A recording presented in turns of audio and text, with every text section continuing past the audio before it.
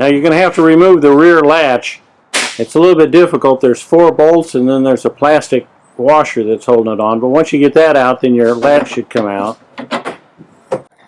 And if you look down here,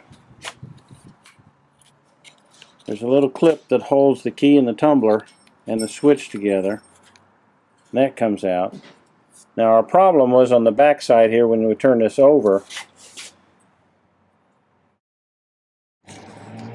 You can see that it was all kind of broken up in there, not making good contact. That's why we weren't getting the right amount of voltage and we were getting an erratic signal. So we're going to replace this key position switch and we should be fixed. So here's our liftgate switch, the bad one. Comes on the key tumbler. Now here's the new one. You can see that it does look a little bit different. That just simply means that they've revised it.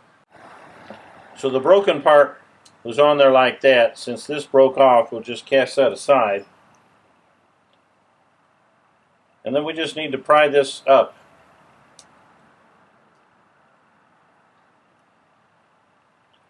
Just going to show you that. It's all going to come apart because it's broken. Now when we pop that off, if you look at this stud here, you can see it's kind of got a triangle shape to it. That is supposed to match the new part where it just pushes on. But you can see we've got a little snap ring or an E-clip right there we need to take off. Now we're going to take this E-clip off. So we're going to replace this as well. We'll simply take that off, put the new one in there. Now you do need to look real close and make sure that you get those parts lined up so that they'll be in place. It can only go on one way. Once we get that on, we need to put our E-clip back in there.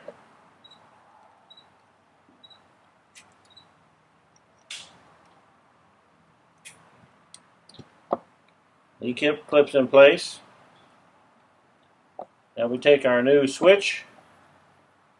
This little keeper tab goes right over there. The rest of it just slides in on top.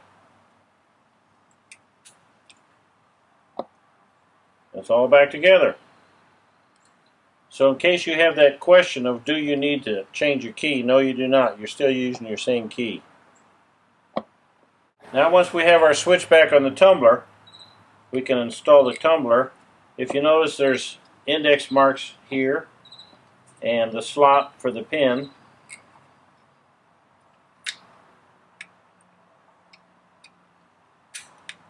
It pushes down. And then there's a keeper for that as well. Slides down to hold it in place. Now we install our lock mechanism back in the door and we're all set.